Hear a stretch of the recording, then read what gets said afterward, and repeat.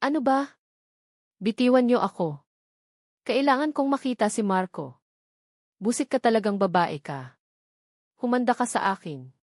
Pagsisisihan mo to tandaan mo kahit anong gawin mo, akin lang si Marco. Akin lang siya. At ikaw sabi ng bitawan mo ako eh. Kaya kong lumabas na mag-isa dito. Hindi mo ako kailangang pangit. Ano bang klaseng tulong ang kailangan mo, apo ko? Sabihin mo lamang sa akin kahit ano gagawin ko basta para sa'yo. Mayroon ka bang kaaway? Meron ba silang ginawa sa'yo? Ha? Sinaktan ka ba nila? Nababaliw ka na? Ano ba ang nakita mo sa lalaking yan? Ha? Isa pa, hindi mo ba natatandaan kung ilang beses ka na niyang pinagtulakan noon? Bulag ka ba? Hindi mo ba talaga nakikita kung sinong totoong nagmamahal sa'yo? Para akong tanga na nagpapaalipin sa mga buwit mong utos tapos hindi mo man lamang ako. Anong ibig mong sabihin? May gusto ka sa akin. Mahal mo ako. Hello? Sa tingin mo ba papatol ako sa'yo? Eh wala ka man lang sa kalingkingan ni Marco. You! Ganun ha? Nandidiri ka sa akin. Hindi mo ako kayang mahalin?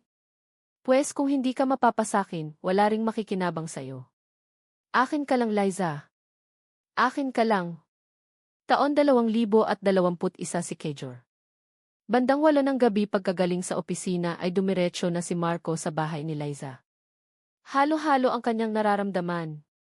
Ngunit nung gabing yon ay handa niya nang itago ang kanyang mga maling desisyon. Patawarin mo ako, babe. Hindi ko sinasadya.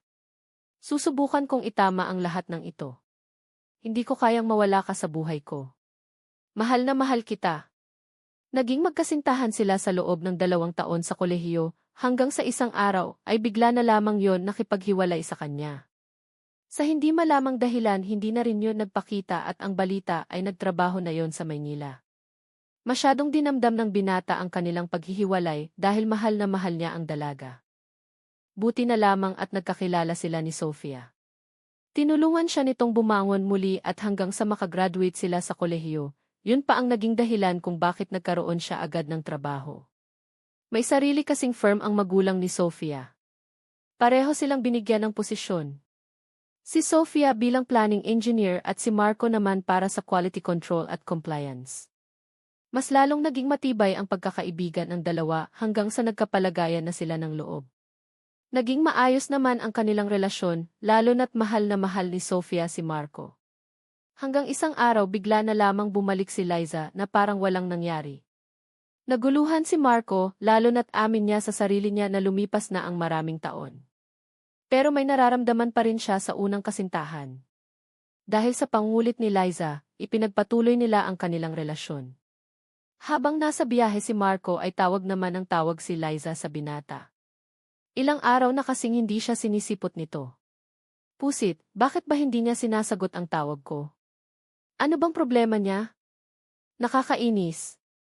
Hindi kaya nalaman na ng Sofia na yun ang totoo. Kung sakali man, sisiguruhin ko na akong pipiliin ni Marco. Ako ang nauna sa buhay niya at nakakasiguro ako na kahit anong mangyari ako pa rin ang pipiliin niya. Nagpa siya na lamang na manood ng Gihi ang babae. Kinuha niya ang remote control at naghahanap ng magandang papanoorin hanggang sa may marinig siyang busina ng sasakyan sa labas ng kanyang bahay. Agad siyang sumilip sa bintana at napangisi nang makitang bumaba roon si Marco.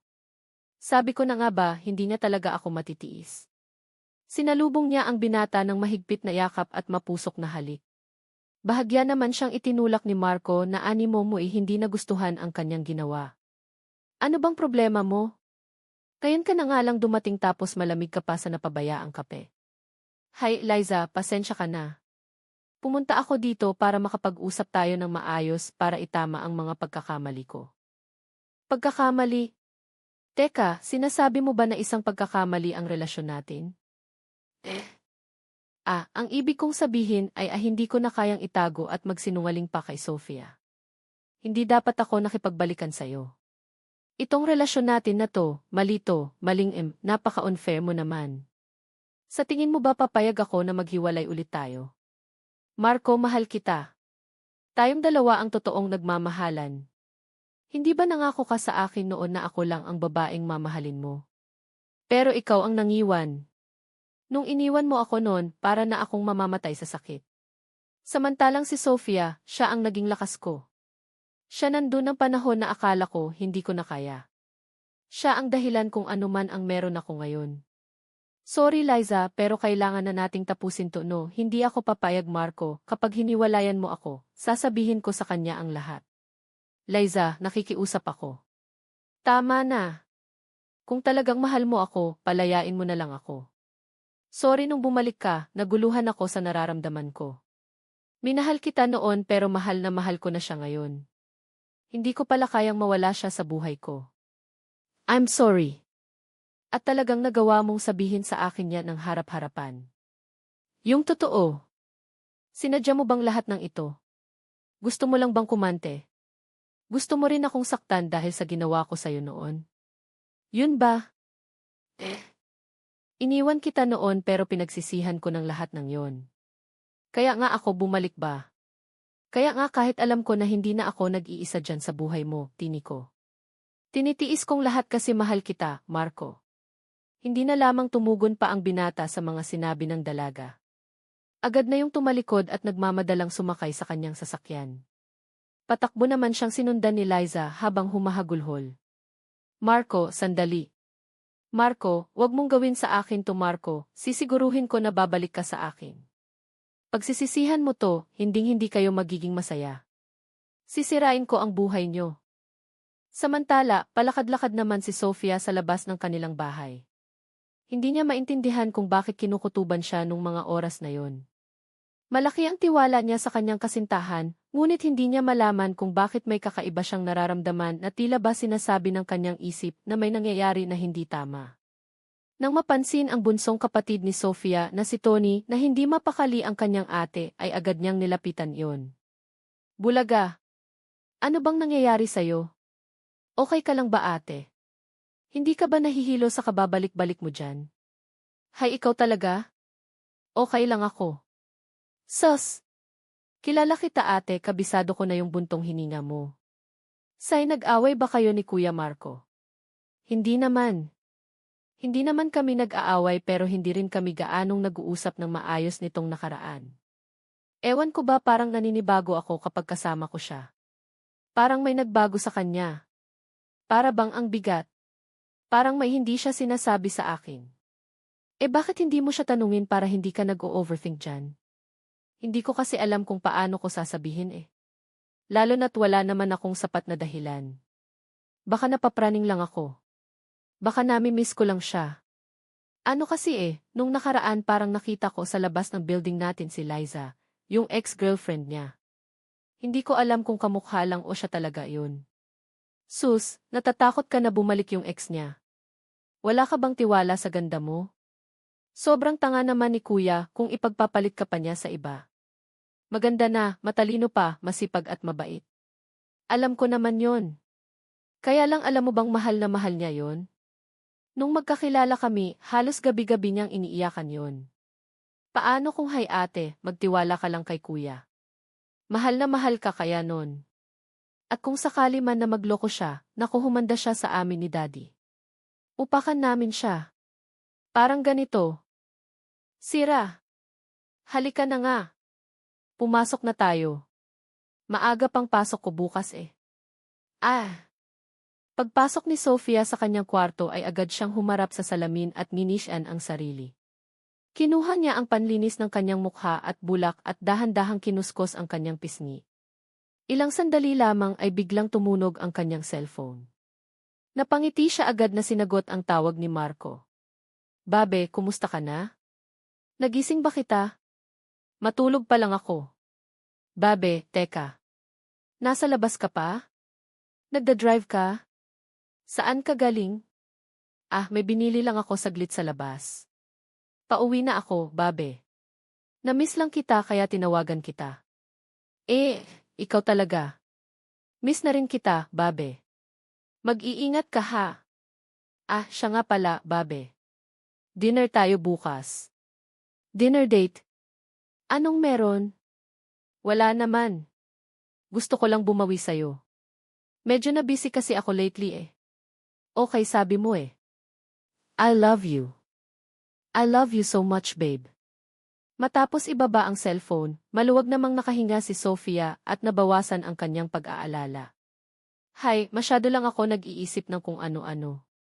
Wala akong dapat ikatakot. Ayoko nang mamroblema sa mga bagay na hindi ko kontrolado. Kung magloloko ka, hindi ko kawalan yon. Wala akong ginawa kundi mahalin ka, Marco. Kung magagawa mo akong lokohin, hindi ko alam kung anong mararamdaman ko. Hindi ko alam kung magagawa ko pa bang patawarin ka. Kinabukasan, bandang 6 ng hapon, magkasamang bumaba sa kanilang opisina ang magkasintahan na sina Marco at Sofia. Magkahawak kamay pa ang mga yon habang nagkukwentuhan hanggang sa bumiyahe sila papunta sa paborito nilang restaurant. Masaya silang kumakain ng paborito nilang pagkain habang nag-uusap. Hanggang sa napansin ni Sofia na maya't mayang napapatingin sa cellphone si Marco. Kailan ka pa nagsilent ng phone? Sino ba yung tawag ng tawag? Bakit hindi mo sagutin? Baka importante yan. Ano? Wala ayun, baby. Yung pinsan ko lang nangulit nagyayang uminom kaso marami tayong pinsan mo naman pala eh. Bakit hindi mo sagutin? Ano ba naman yung ilang segundo na kakausapin mo lang siya para tanggihan kung talagang ayaw mo? Hay, wala nga lang yun. At saka bakit parang iba ang tono mo ngayon? May problema ba? Ako pa talaga ang tinanong mo. Hindi ba dapat ako nagtatanong yan? Marco, maglilimang taon na tayo kaya kahit hindi mo sabihin, alam ko na may mali. Hindi ko alam kung ano pero nararamdaman ko na may tinatago ka sa akin. Mabuti pa umuwi na tayo. Babe, sandali mag-usap naman tayo ng maayos. Kung gusto mong mag-usap tayo, magsabi ka sa akin ng totoo. Alam mo na sa lahat ng ayaw ko yung sinungaling at niloloko ako. Bago ko pa malaman sa iba o ako mismo makaalam sa kung anong sinisikreto mo, umamin ka na. Wala akong pakialam kung mamatay ako sa sakit na mararamdaman ko.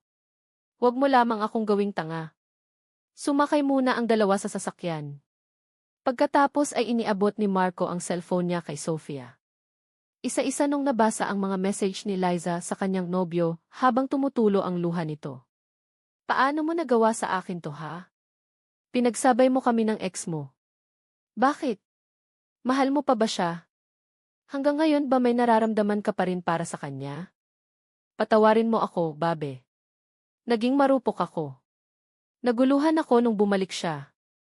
Nakikiusap ako. Alam kong sobrang nasasaktan kita ngayon. Pero sana bigyan mo pa ako ng pagkakataon na itama ang mga pagkakamali ko. Mahal kita. Ikaw ang mahal ko. Mahal? Mahal mo ba talaga ako? O baka naman natatakot ka lang sa kung anong mawawala sa'yo kapag pinili mo siya? Ngayon sagutin mo ang tanong ko. Mahal mo ba ako o kailangan mo lang ako? Sumagot ka. Babe, maniwala ka. Hindi naman ako makikipaghiwalay sa kanya kung talagang siya ang mahal ko. Pangako hindi na maulit. Patawarin mo lang ako. Mahal na mahal kita. Hindi ko kayang mawala ka sa akin. Sana naisip mo yan bago mo ako niloko. Ihatid mo na ako. At kung talagang mahal mo ako, bigyan mo ako ng panahon para sa sarili ko. At na makapagdesisyon ako para sa atin. Mahal kita. Mahal na mahal kita pero hindi ko pwedeng lokohin at saktan ang sarili ko. Marco. Kusang tumutulo ang luha ng dalaga at pakiramdam niya nung mga oras na yon ay sasabog na ang kanyang dibdib. Parehong emosyonal at hiyang-hiya sa sarili si Marco at higit na mas nasaktan siya nang makitang umiiyak si Sofia nang dahil sa kanyang ginawa. Nang maihatid na ang dalaga sa bahay nito ay walang imik na bumaba si Sofia at papasok na sana ng tarangkahan nang biglang hinila ni Marco ang kanang braso ng kanyang girlfriend. Nagkatinginan ang dalawa at mahigpit na nagyapan at paulit-ulit na humihingi ng tawad ang lalaki kung mawala ang dalaga sa mahigpit na pagkakayakap ng kanyang kasintahan. Sige na, umuwi ka na. Sorry, hindi ko pa kayang makipag-usap sa'yo at lalong hindi ko pa kayang ibigay ang kapatawaran na hinihingi mo. Agad na pumasok ang dalaga at isinara ang kanilang tarangkahan. Babe, hindi ako titigil na humingi ng tawad hanggang sa tuluyan mo na akong mapatawad. Mahal na mahal kita. Hindi ko na alam kung dapat pa ba ako maniwala sa mga sinasabi mo. Kasi kung talagang mahal mo ako, hindi mo sana ako masasaktan ng ganito. Pagdating sa bahay, hindi niya man lamang pinansin ang kanyang Daddy Ben at ang kapatid niyang si Tony. O, anong nangyari doon? Jitsem, mukhang may problema talaga sila ni Kuya Marco ah. Kaya pala hayaan mo sila. Pampatibay lang iyan ng relasyon. Kung kami nga ng mommy niyo noon ay hindi ko na mabilang kung ilang beses kami naghiwalay bago kami tuluyan nagpakasal. Nung kasal naman na kami, ilang beses niya rin kaya akong pinalayas, lalo na kapag nahuli niya akong nambababae. Nako, lagi po pala kayong nagpapasaway kay mommy noon. Babaero pala kayo noon. Kaya ngayon si ate to nagbabayad ng mga kasalanan niyo. Hay naku, kawawang ate. Lahat ng lalaki ay sadyang dumadaan sa ganyang pagsubok. Lalo na't kita mo naman hanggang sa ngayon ay magandang lalaki pa rin ang daddy mo. Bata ka pa. Kaya sinasabi ko sa o darating din ang araw na sadyang susubukin din niyang pagiging lalaki mo. Dad, ayoko ng sakit sa ulo kaya kung magkaka-girlfriend man ako, siguradong napakaswerte niya sa akin. Ayaw ko ho maging dahilan ng pagluha ng kahit sinong babae. Saka wala naman ho akong mapapala sa pambababae. Siya mabuti naman kung ganun. Tama ka naman dyan anak. Sa totoo lang ay marami rin naman akong kalokohan noon na pinagsisihan ko. Pero ang importante na itatama at natututo ako sa bawat pagkakamali ko. Alam mo nung panahon na konting-konti na lang ay susukuan na ako ng mommy ninyo. Doon pa nga ako nagtino eh. Siya, silipin mo nga muna yung ate mo at kumustahin mo. Agad naman na nagtungo si Tony sa silid ng kanyang ate at kinatok ang pinto nito. Ate, okay ka lang ba? Gusto mo ng kausap? Pwede ba akong pumasok? Ate, papasok na ako ha. Tinulak ni Tony ang pintuan at nang mabuksan niya yon ay nakita niya ang kanyang ate na nakatalukbong ng kumot habang nakabaluktot ang tuhod. Pakinig din noon ang pagsinghot ng kanyang nakatatandang kapatid. Ano bang nangyari? Bakit ka umiiyak? Niloko niya ako, Tony. Nakipagbalikan siya sa ex-girlfriend niya. Nagsinungaling siya sa akin. Ang sakit-sakit. Hay, totoo ba yan? Kanina mo nalaman? Nakita mo ba sila? Inamin niya sa akin ang lahat. Humingi siya ng tawad at sinabi niya na pinagsisisihan niya raw ang ginawa niya. Pero paano ako maniniwala? Nagsinungaling na siya. Niloko niya na ako. Paano kung gawin niyo ulit yun, Tony? Hindi ko alam kung anong gagawin ko. Basta ang alam ko lang nasasaktan ako ngayon at hindi ko pa siya kayang patawarin.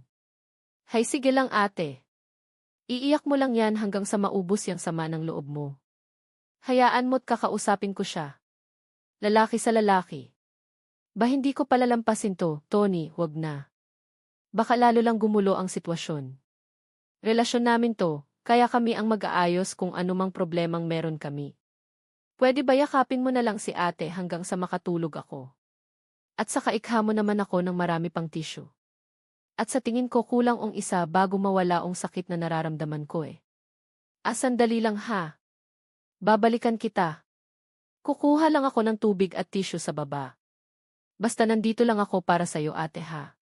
Ano man ang maging desisyon mo kami ni Dad, mahal ka namin at alam mo naman na ikaw ang prinsesa namin dito. I love you, Ed. I love you too. Thank you, Tony. Magiging okay rin ako. Hindi pa sa ngayon pero alam ko na lilipas din to. Kinabukasan, mismong si Marco ang lumapit kay Tony at sa Daddy Ben ni Sofia para aminin ang kanyang nagawang pagkakamali. Humingi siya ng tawad at tulong upang maayos ang lamat ng kanilang relasyon. Sa tulong ng mga iyon at sa tiyaga ng paghihintay ni Marco na mapatawad siya ng dalaga, ay muli siyang binigyan ng pagkakataon noon hanggang sa magpasya silang magpakasal at bumuo ng pamilya. Isang intimate wedding kung saan natitiyak nilang payapa at tanging mga malapit na kamag-anak at kaibigan lamang ang naroon. Naging masaya, matibay at ramdam ni Sofia kung gaano siya kamahal at kayang panindigan ni Marco na noon ay asawa niya na. Makalipas ang isang linggo, natunto ni Liza ang bahay kung saan nakatira ang mag-asawa. Mula sa opisina ay pinasundan ng dalaga si Marco sa malapit nitong kaibigan na si Rico. Agad naman tinawagan ng lalaki si Liza. Hello Liza. Alam ko na kung saan lumipat sila Marco. Ayos ah. Mukhang bigatin na nga ang ex-boyfriend mo ah. Kaya naman pala habol na habol ka eh. Pwede bang sunduin mo na lamang ako dito ngayon? Ang dami mo pang sinasabi. O na lagi na lang mainit yung ulo mo. Relax ka lang kasi. Wait for me, baby. See you. Naiirita na pinatay ni Liza ang tawag sabay naglakad-lakad. Habang nakapamiwang. Nambubwisit ka pa talaga. Akala mo makakapagtago ka sa akin. Tingnan lang natin kung hindi ka pa mapilitang makipagbalikan sa akin. Hindi mo naman siguro gugustuhin na malaman ng Sofia na yon kung paano mo siya pinagtaksilan. Nang makarating si Rico sakay ng motor nito ay agad na rin silang umalis. Sigurado kung si Marco yung nakita mo. Nga. Siguradong sigurado. Mabuti naman kung ganoon. Alam mo naman na ayaw ka ng palpak na trabaho. Isa pa, sayang naman ang ibabayad ko sa'yo kung hindi mo magagawa ang inuutos ko. Sus, wag na. Akala mo naman hindi ko gagawin. Basta ba may bayad, gagawin ko lahat para sa'yo. Ano ba, ang landi mo talaga? Ano ba, bakit ba? May problema ba? Wala. Gusto ko lang naman na makipagbalikan si Marco sa akin. Kaya kailangan kong malaman kung saan siya nakatira ngayon. Para makabisita ako at makausap siya ng maayos. Pero Liza, baka magalit siya sa'yo. Alam mo naman na may asawa na siya. Hindi ako papayag na maging masaya sila. Ako ang dapat na asawa niya. Ako ang nauna. Kaya dapat ako rin ang huli. Sus, ang possessive mo naman. Pero sige, tutulungan kita. Basta may kapalit ha. Ano ba, Rico? Ano bang hinihingi mo? Wala naman. Gusto ko lang na maging masaya ka. At saka, gusto ko rin na maging tayo. Ano ba, Rico? Hindi pwede. Kaibigan lang tayo. At saka, mahal ko si Marco. Sus, Liza. Alam mo naman na matagal na kitang gusto. Kaya please, bigyan mo naman ako ng chance. Rico, tigilan mo yan. Hindi pwede. Focus ka na lang sa pagtulong sa akin. Sige na nga. Pero promise mo ha, pagkatapos nito, magde-date tayo. Ano ba, sige na. Basta gawin mo muna ang trabaho mo. Okay, deal. Pagdating sa bahay nila Marco, naghintay sila sa labas hanggang sa makita nilang umalis si Sofia. Sige, Liza. Dito ka lang muna. Ako na ang magsasalita sa kanya. Huwag kang mag-alala. Ako bahala. Pero Rico, sigurado ka ba? Naman. Trust me. Pumasok si Rico sa bahay at kinausap si Marco. Pare, may bisita ka. Sino? Si Liza. Ano? Bakit siya nandito? Pare, gusto lang niyang makipag-usap sa'yo. Hayaan mo na. Baka importante. Marco, please. Bigyan mo ako ng chance na magpaliwanag. Liza, ano ba to? May asawa na ako. Alam mo yan. Pero Marco, mahal kita. Hindi ko kayang mawala ka. Please, balikan mo ako. Liza, tama na. Umalis ka na. Hindi pwede. Kung hindi, sasabihin ko kay Sofia ang lahat. Liza, nakikiusap ako. Huwag mo akong gawing ganyan. Pero Marco, ginawa mo rin naman yan sa akin noon. Ngayon, babawi ako. Ano ba, Liza? Ano bang gusto mo? Gusto ko ikaw. Akin ka lang. Biglang hinila ni Liza si Marco at hinalikan. Ano ba? Bitawan mo ako. Pero Marco, mahal kita. Huwag mo akong itulak. Liza, tama na. Umalis ka na. Hindi ako papayag. Kung hindi ka sasama sa akin, gagawin ko ang lahat para sirain kayo. Liza, ano ba to? Nakikiusap ako. Huwag mo akong pahirapan. Pero Marco, ikaw ang dahilan kung bakit ako nagkakaganito. Dahil sa'yo, nawala ang lahat sa akin. Kaya dapat babalik ka sa akin. Liza, sorry. Pero hindi na pwede. Mahal ko si Sofia. Sige, kung ganon, humanda ka. Pagsisisihan mo to. Umalis si Liza na galit na galit. Rico, ano nangyari? Hindi siya pumayag. Pero huwag kang mag-alala. May plano ako. Ano iyon? Gagawin natin na kunin si Marco. Ano? Kidnap? para mapilitan siyang sumama sa'yo. Rico, sigurado ka ba? Naman. Para sa'yo, gagawin ko lahat. Sige, gawin natin. Kinabukasan, pinuntahan ni Rico si Marco sa opisina. Pare, may importante akong sasabihin. Ano iyon? Halika, sa labas na lang. Sumama si Marco at biglang tinusok ni Rico ng karayom na may gamot. Ano to? Rico, ano ba? Natumba si Marco at dinala nila sa isang abandonadong bahay. Liza, nandito na siya. Salamat, Rico. Ngayon, akin na siya. Pero Liza, ano nang gagawin natin? Gagamitin natin ang lola ko. Siya ang makakatulong sa atin. Si Lola Elena. Siya ang mambabarang. Siya ang gagawa para makalimutan ni Marco si Sofia. At maging akin lang siya. Liza, sigurado ka ba? Tawagan mo si Lola. CJ. Dumating si Lola Elena. Apo, ano bang problema mo? Lola, tulungan mo ako. Gusto kong maging akin si Marco. Pero may asawa siya. Kaya kailangan kong gumamit ng barang. Apo, delikado yan. Pero para sa'yo, gagawin ko. Salamat, Lola. Ginawa ni Lola Elena ang ritual. Ininom ni Marco ang gamot na may barang. Pagkagising, wala na siyang alaala. Sino ako? Sino kayo? Marco, ako si Liza. Asawa mo ako. Ano? Hindi ko matandaan. Asawa mo ako. Nandito tayo sa bahay natin. Pero bakit wala akong matandaan? Dahil sa aksidente. Pero okay ka na. Mahal kita. Ako rin ba?